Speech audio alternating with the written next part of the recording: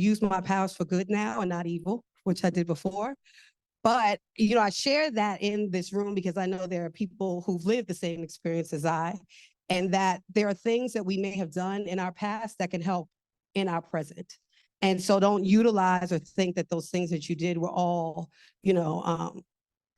just an exercise of futility, because it is necessary and can help you. I'm looking at you because you came up to me and told me you were just coming home and you started your organization. And so you can use those skills that you have within you in order to grow and shine. So I'm gonna share that. But in being a connector and doing policy, and why I've done all the things, is because I kept finding gaps, and I kept seeing things that there were things that were missing. And then I would meet incredible people like Susan Rosenberg, who's there. You all need to know who she is too, so talk to her, political prisoner.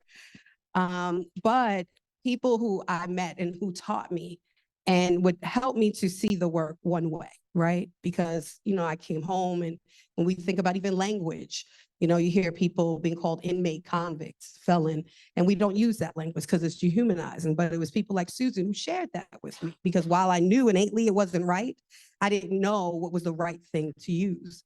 And so when you're looking at change, while yes, I'm one person, and I've been blessed and fortunate to meet and connect to incredible people, to create an incredible organization, to impact so many people, but I'm just one person. But when you look at how you change things on a larger scale, it is policy. And, while I may not be the person who's going to necessarily write the legislation, because I lived the experience, I know I can inform that legislation, right? Like my sister here, Cassandra, who's also working on a bill right now on Fairness and Restitution Act. So when we think about how we utilize those skill sets and those things, we can, but it's necessary to work both in the system and out of the system.